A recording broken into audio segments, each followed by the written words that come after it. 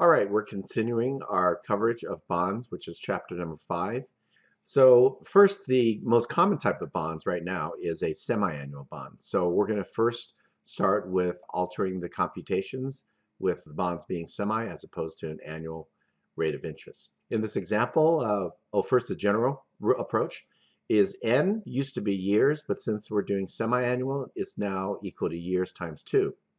The interest rate per period used to be annual, so it's just the annual interest rate. However, here, since it's semi-annual, you take the annual rate divided by 2. The payment used to be simply the face amount times the interest rate. Well, now it becomes the face amount times the coupon interest rate divided by 2. And the rest of the computations, as far as the formulas that we would use for PV and FE, would be similar. The example we'll use in Excel is as follows. It's a 10-year 10% coupon semi-annual bond with a yield to maturity requirement from the marketplace of 13%. We're going to do a valuation of the bond and then look at the interest rates that we use. In Excel, we can use the same tools we used in the first part of the chapter, but we're going to modify given the new parameters. And that's all it is. It's the same format, formulas, it's just different parameters. N equals number of years times 2. So that's 10 times 2, 20 payment periods. The interest rate now, it's not per year, it's per period, would equal 0.1, 10%, divided by 2. So it's 5%. The payment amount is the same approach we've always had. It's the face amount, 1,000, times the interest rate per payment, which we just derived at 5%. So it's $50 per 6-month or semi-annual payment. And PV and FE would just use formulas as we had before. The yield to maturity in this example, which is given what the market conditions are, 13%. And okay, and now let's compute the price of the bond. As we know from the first video, the price of the bond equals PV, open parens, the rate. In this case, we have to be careful because we're going to discount it at the rate that the investor requires, which is 0.13 divided by 2 to make it semi-annual, comma, and the second parameter is periods, which is 20. The next parameter are payments, which is 50. Next parameter is 1,000, and these are just the contract payments. And what we end up with is that bond is worth, again, I'll make it larger, is worth $834. Even though the face amount is 1,000, the investor would only pay $834 because the bond is pretty significantly underpriced at 10%, and I require 13%. So as you can see, there are a couple differences, namely in these two terms. We have to make sure that it's made into a semi-annual, and also inside the formula here, the rate, the yield to maturity rate, was also divided by 2.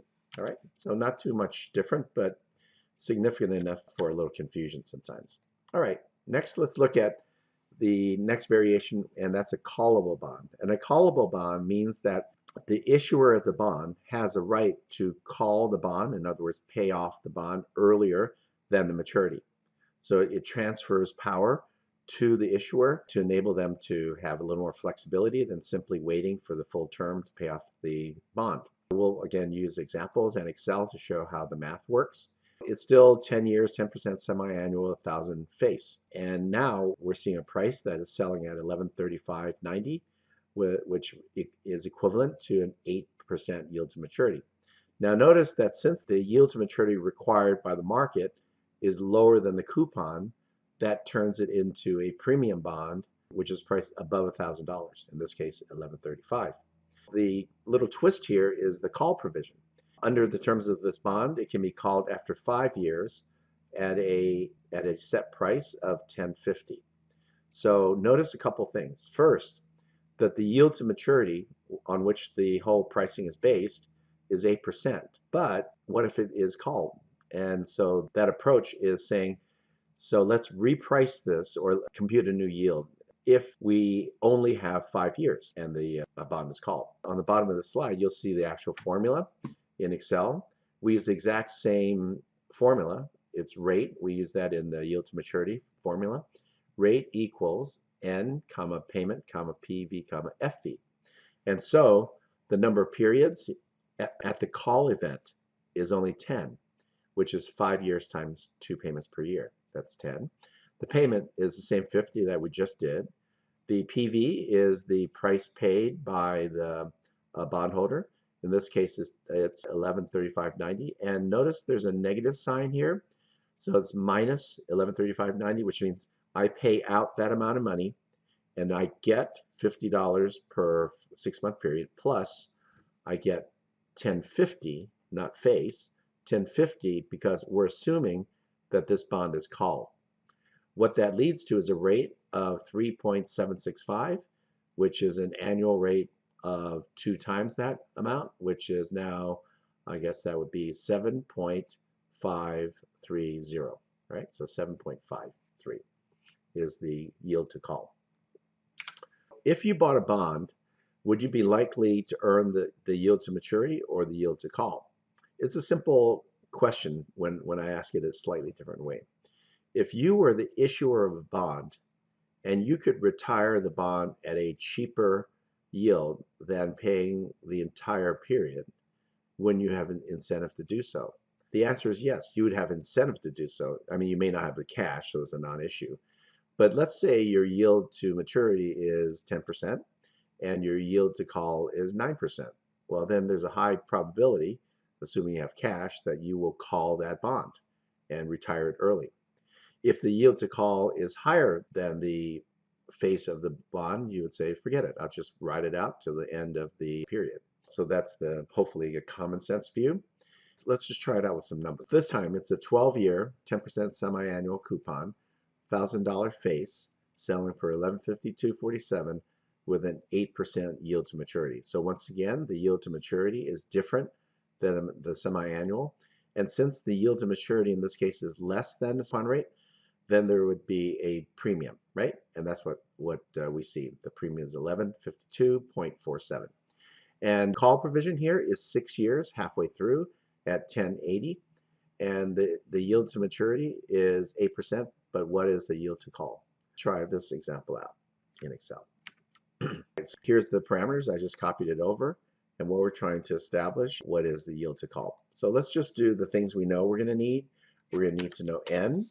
In this case, it's yield to call. How many payments will be left at the time of the call? And it's a 12-year bond, and you can call after 6 years, which means there are 6 years left. So that would be 6 times 2. Next is what's the interest payment. And the payment equals the face, 1,000, times the coupon rate of 10%, but it's paid semi-annually, so each payment is half of that. So that's $50. What is the present value, the price, which is a negative 1152.47. And what is the future value? That's the call price at 1080.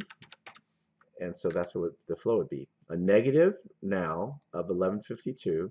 I get interest for 6 years or 12 periods, and then I get a kind of an accelerated call price of 1080 since they're prepaying early.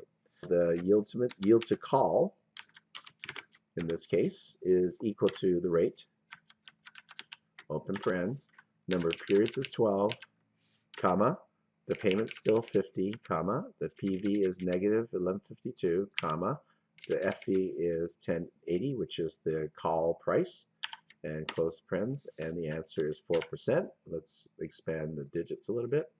It's 3.92, and this is on a semi-annual. And so if we wanted to do annual, it'd be simply doubling it. So plus that times 2. The rate, and let's change the format to match, is 7.84%. In this particular case, the yield to call is 7.84. The yield to maturity is 8%. Is this likely to be called? And based on what we just said, if you're the issuer and you have a chance to have an effective rate of 7.84 versus 8%, which is the yield to maturity, yeah, you pay it off early. So the general rule is that if the yield to call is lower than the yield to maturity, then the incentive is for the issuer to call the loan early. All right. And here's what the findings were on a slide just to have it there for your convenience. In general, if a price sells at a premium, then the coupon rate is greater than the required return, so a call is likely in that case. Therefore, the yield to call would be likely on a premium bond, and it would be less likely on a discount bond. That's the general rule.